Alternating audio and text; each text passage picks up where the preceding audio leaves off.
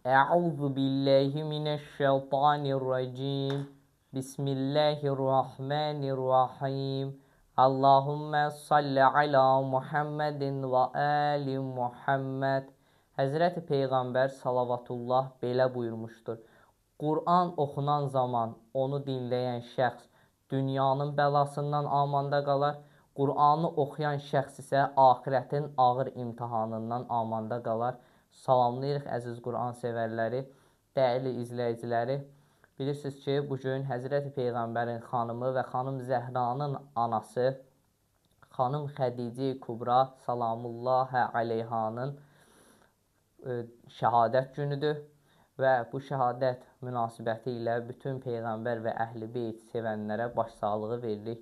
Xanım Xədicə Beysətdən 55 il əvvəl təkallahlı bir ailədə anadan olubdur və atasının adı Xüveylid, anasının adı isə Fatimə idi. Həmçinin xanım Xədicə həm ata tərəfdən, həm ana tərəfdən də Peyğəmbərə qohum idi. Həzrəti Xədicə həmçinin İslama, yəni Peyğəmbərə ilk iman gətirən qadın olubdur və ilk müsəlman qadın elə xanım Xədicə olubdur. Həmçinin xanım Xədicə məşhur tacirlərdən idi və bilirsiniz ki, bütün o malını, o tacirdən, ticarətdən əldə etdiyi malını İslam yolunda xərcləyibdir. Həmçinin xanım Xədicənin ləqəbləri Tahirə olubdur, Kübra var, Mübarəkə var, Siddiqə var və s. Künyəsi isə Ummul Müminin və Ummuz Zəhra idi. Yəni, möminlərin anası və Zəhranın anası. Bilirsiniz ki, xanım Xədicə 25 yaşında, bəzi mənbələrə görə isə 28 yaşında Həzrəti Peyğəmbər ilə ailə həyatı qurubdur. İlk ailə həyatı deyil, elə həmçinin Həzrəti Peyğəmbərdən olubdur. Və bu ailə həyatı nəticəsində 6 dənə övladları olubdur. O övladların arasında da elə həmçinin xanım Zəhra da həmin övladların arasındadır, bilirsiniz. Və həmçinin xanım Xədicə hicrətdən 3 il əvvəl 65 yaşında Allahın rəhmətinə qovuşubdur və Həzrəti Peyğəmbər onu öz cübbəsinə bükübdür və həmin o cübbəni də cənnət cübhəsi var idi ki, xanım Xədicəni onunla kəfənləyibdir və onu Hüzun dağı deyirlər, Hüzun dağı. Həmin o Hüzun dağında Cənnət-ü Müəlla deyilən məqbərə var. Xanım Xədicəni orada dəfn edibdir. Və hələ də demək olar Ərəbistanda yerləşir, lakin həmin o Ərəbistanda həmin o məqbərə dağıdılıbdır. Xanım Xədicəyə aid olan həmin o məqbərə indiki dövrümüzdə dağıdılıbdır. Allahdan istəyirik ki, bizi dünya axirət xanım Xədicədən ayrı salmasın. Keçək inşallah dərsimizə. Təshildir bugünkü dərsimiz. Təshil dərsi, baxın, təshil lüğətdə asanlaşdırmaq, yüngülləşdirmək mənalarını verir. Baxın, yadda saxlayırıq ki, lüğətdə mənası nədir? Asanlaşdırmaq, yüngülləşdirmək mənalarını verir. Termin olaraq isə iki həmzə hərəkəsinin, yəni 2 dənə həmzə, baxın, hərəkə deyir, yəni ki, hərf kimi nəzərdə tutulur da, 2 həmzə hərəkəsinin arasında başqa bir hərfin meydana gəlməsinə təshil deyilir. Və yaxud da, baxın, başqa bir tərifə görə təshil yan-yana gələn, baxın, yan-yana gələn 2 dənə həmzədir. Baxın, yan-yana gəlibdir. 2 həmzədən ikincisi həmzə səsi ilə əlif səsi və yaxud da həmzə səsi ilə vav səsi, bildiniz, yaxud da həmzə səsi ilə yə səsi arasında bir səslə oxumaqdadır. İndi onu biz oxuyacağıq, o zaman daha aşkar olacaq. Ola bilər ki, məsəl üçün, qayda sizi qarışdırar. Lakin bu qayda kimi yadda saxlamaq lazımdır. Həmçinin də, baxın, indi misalda bunu tətbiq eləyəcəyik. Həmzə, baxın, həmzə səsi ilə əlif səsi arasında oxunan, baxın, burada deyilir ki, həmzə səsi ilə vav səsi və yaxud həmzə səsi ilə yə səsi və həmzə səsi ilə əlif səsi arasında oxunan.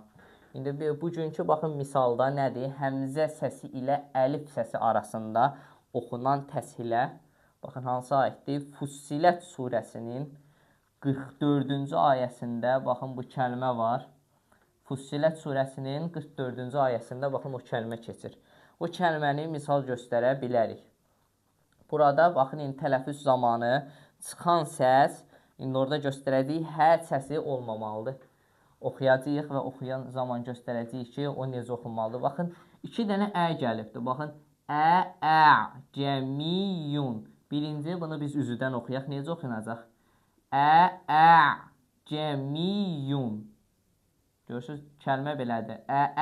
Cəmiyyun. Lakin diqqət edin, 2 dənə deyirik və o nitqə çətin gəlir.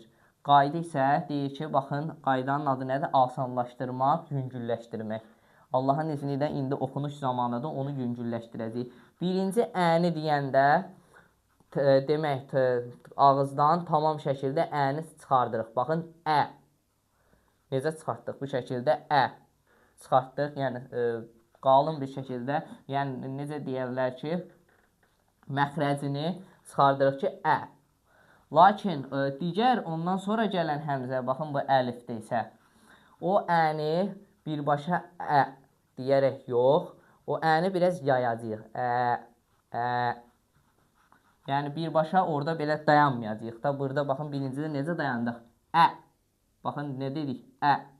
Lakin digər ədə 2 dənə desək, çətin olur da, yəni onu demək istəyirəm. Baxın, bu şəkildə yox.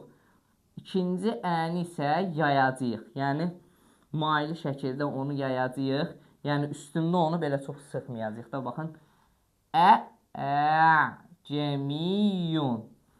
Diqqət edirsiniz, indi bir dənə oxunduğum zaman izahla baxın, indi diqqət edin. Birinci əni deyirik, əni dedik, cəmiyyun. Yəni, burada da demək, ikinci əni isə bu şəkildə yox. O əni, baxın, burada ikinci bu əlif gəlib da, yəni, baxın, bu səsini vermir. O əni isə biraz yayacaq. Yəni, birbaşa onu da belə bunun kimi deməyəcək. Birincisini dedik, cəmiyyun. Bu şəkildə. Cəmiyyun. Necə oxundu? Baxın. Cəmiyyun. Onu isə maili şəkildə, baxın, yayırıq. Cəmiyyun. Cəmiyyun. Bu da asanlaşdırmaq, yüngülləşdirmək mənasına gəlir. Yəni, orada, baxın, ikincini deyəndə orada hə səsi çıxmamalıdır. Elə yenə ədir. Sadəcə o biraz yayılır. Baxın. Cəmiyyun. Cəmiyyun. Lakin hər ikisini bu şəkildə desək, yox. Bu ikinci dedim, yayılır. Baxın, diqqət edin. Cəmiyyun. Bu şəkildə oxunur. Demək, təshilin, baxın, bu hissəsi idi ki, biz onu keçdik. Allahın izni ilə həmzə səsi ilə əlif səsi arasında oxunan təshil idi. İndi digər bölmələrdə, inşallah, digər dərslərdə həmzə səsi ilə vav səsi, həmzə səsi ilə yə səsi arasında oxunan təshili inşallah keçərik. Allahdan hər birinizə müvəffəqiyyət və zehin açıqlığı arzu edirəm. Vəssalamu aleykum və rəhmətullah.